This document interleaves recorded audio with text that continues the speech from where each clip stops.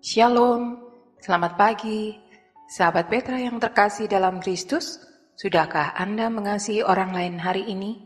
Pada embun pagi hari ini, Jumat 25 Juli 2025, kita bersama membuka hari dengan sapaan Sabda Tuhan bersama saya, Pendeta Dorcas Natalina, dari Gereja Kristen Jawa Gondokusuman, Yogyakarta.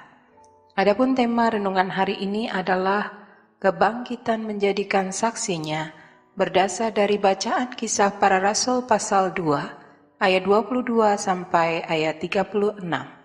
Mari kita siapkan hati dengan merendahkan hati di hadapan Allah, bersama kita berdoa. Allah Bapa Surgawi, kami bersyukur kasih Tuhan atas kami. Kami bersyukur penyertaan Tuhan selalu nyata dalam hidup kami. Kami bersyukur pagi hari ini kami dapat bangun, menerima berkat Tuhan, hari baru pemberian Tuhan. Saat ini kami akan membaca dan merenungkan firman Tuhan. Bersabdalah kami mendengarkan, bersabdalah kami mohon Allah Roh yang Kudus, menolong kami untuk kami mengerti akan kehendak Tuhan, dan kami dimampukan untuk melakukannya, supaya nama Tuhan dipermuliakan. Di dalam nama Tuhan Yesus Kristus kami berdoa dan mengucap syukur. Amin. Pembacaan Alkitab dari Kisah Para Rasul pasal 2 ayat 22 sampai ayat 36. Kisah Para Rasul pasal 2 ayat 22 sampai ayat 36.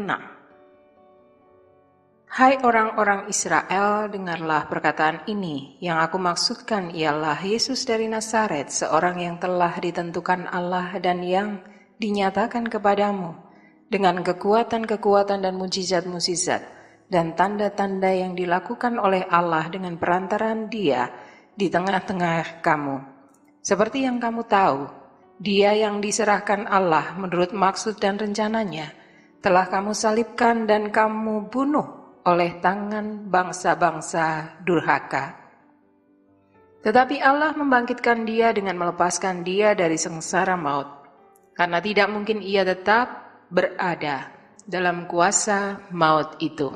Sebab Daud berkata tentang Dia, "Aku senantiasa memandang kepada Tuhan, karena Ia berdiri di sebelah kananku. Aku tidak goyah, sebab itu hatiku bersuka cita dan jiwaku bersorak-sorak. Bahkan tubuhku akan diam dengan tentram, sebab Engkau tidak menyerahkan aku kepada dunia orang mati, dan tidak membiarkan orang kudus-Mu melihat kebinasaan. Engkau memberitahukan kepadaku jalan kehidupan. Engkau akan melimpahi aku dengan sukacita di hadapan-Mu." Saudara-saudara, aku boleh berkata-kata dengan terus terang kepadamu tentang Daud, bapa bangsa kita. Ia telah mati dan dikubur, dan kuburannya masih ada pada kita sampai hari ini. Tetapi ia adalah seorang nabi dan ia tahu bahwa Allah telah berjanji kepadanya dengan mengangkat sumpah bahwa ia akan mendudukkan seorang dari keturunan Daud sendiri di atas tahtanya. Karena itu ia telah melihat ke depan dan telah berbicara tentang kebangkitan Mesias ketika ia mengatakan bahwa Dia tidak ditinggalkan di dalam dunia orang mati dan bahwa dagingnya tidak mengalami kebinasaan. Yesus inilah yang dibangkitkan Allah, dan tentang hal itu kami semua adalah saksi. Dan sesudah Ia ditinggikan oleh tangan kanan Allah dan menerima Roh Kudus yang dijanjikan itu, maka dicurahkannya apa yang kamu lihat dan dengar di sini. Sebab bukan Daud yang naik ke sorga, malahan Daud sendiri berkata, "Tuhan telah berfirman kepada Tuanku, duduklah di sebelah kananku, sampai kubuat musuh-musuhmu menjadi tumpuan kakimu." Jadi, seluruh kaum Israel harus tahu dengan pasti bahwa Allah telah membuat Yesus yang kamu salibkan itu menjadi Tuhan dan Kristus. Demikian pembacaan Alkitab. Yang berbahagia ialah setiap orang yang mendengarkan firman Tuhan dan yang memeliharanya. Haleluya. Tema hari ini adalah kebangkitannya memampukan kita menjadi saksinya. Ayat Nats dari ayat 32. Yesus inilah yang dibangkitkan Allah, Dan tentang hal itu kami semua adalah saksi. Berita tentang kebangkitan Yesus memang sulit diterima oleh akal. Sebab sebelumnya tidak pernah ada orang mati yang bisa hidup kembali. Bahkan para murid Tuhan Yesus sendiri pun awalnya sangat sulit untuk percaya. Namun kebangkitan Tuhan Yesus dari kematian adalah karya Allah yang menyatakan bahwa Kristus telah menang atas dosa dan maut. Meskipun para murid semula ragu akan kebangkitan Yesus, tetapi setelah mereka berjumpa langsung dengannya, mereka menjadi semakin teguh untuk memberitakan kabar sukacita tersebut sebagai saksinya. Saksi-saksi yang dimaksud oleh Petrus adalah 120 orang yang tetap tinggal di Yerusalem dan menerima Roh Kudus. Sebelum Tuhan Yesus terangkat ke sorga, Ia berkata kepada para muridnya, "Tetapi kamu akan menerima kuasa kalau Roh Kudus turun ke atas kamu, dan kamu akan menjadi saksiku di Yerusalem dan di seluruh Yudea dan Samaria dan sampai ke ujung bumi." Setelah mereka menerima Roh Kudus, para murid pun mulai melakukan apa yang dikehendaki Tuhan Yesus, yakni menjadi saksinya. Ke-120 murid ini memahami bahwa mereka harus memberi kesaksian tentang Yesus dan seluruh karyanya, bahwa Dia adalah Mesias, telah mati dan bangkit untuk menyelamatkan orang-orang yang percaya dari dosa. Menariknya, kata yang diterjemahkan sebagai saksi dalam Alkitab juga dapat berarti martir, yaitu orang yang rela mati karena tidak mau menyangkal imannya. Menjadi saksi Kristus memang bukan hal yang mudah atau ringan. Sebagai orang Kristen, iman juga merupakan suatu proses. Para murid pun melalui proses.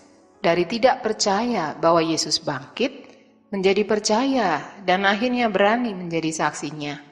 Perlu waktu untuk memahami, mengerti dan menerima kebangkitan Kristus. Iman itulah yang akhirnya memampukan para murid menjadi saksinya. Mari kita pun bersedia belajar dan menjadi saksi Tuhan Yesus melalui tindakan dan perkataan kita. Tuhan Yesus memberkati. Amin. Ibu Bapa dan saudara, sahabat Petra, mari kita berdoa. Allah Bapa Surgawi, kami bersyukur kasih Tuhan menuntun kami. Firman Tuhan yang Tuhan ajarkan kepada kami, supaya kami bersedia belajar dan menjadi saksi Tuhan Yesus melalui tindakan dan perkataan kami. Kami mohon Allah Roh Kudus senantiasa mengingatkan kami apa yang Tuhan kehendaki, dan mampukan kami untuk senantiasa melakukannya dalam kehidupan kami, sehingga nama Tuhan yang dipermuliakan. Kami serahkan kehidupan kami dalam segala aktivitas kami sepanjang hari ini di dalam tuntunan dan penyertaan Tuhan. Tuhan yang berkarya atas kami, Tuhan yang menyertai kami, tidak akan pernah meninggalkan kami. Kami bersyukur ya Tuhan. Kami teringat akan saudara-saudara kami yang sakit dan dalam proses pemulihan. Kami mohon berkat Tuhan. Tuhan menyertai mereka, Tuhan memberikan berkat dalam proses pemulihan mereka. Kami menyerahkan keluarga yang mendampingi, Tuhan pun juga memberikan kesehatan dan kekuatan.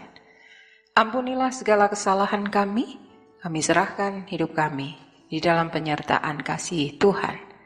Di dalam nama Tuhan Yesus Kristus kami berdoa dan mengucap syukur, dan kami memohon berkat dari Tuhan. Arahkanlah hati saudara kepada Allah, terimalah berkat dari Tuhan. Tuhan memberkati saudara dan melindungi saudara.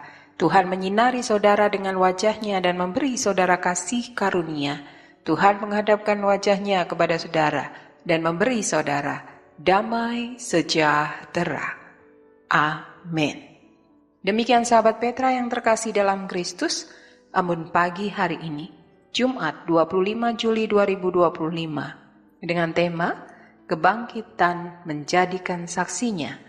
Tema dan bacaan dari Renungan Bahasa Jawa, Sadar, Sabdo Winedar, terbitan Sinode GKJ.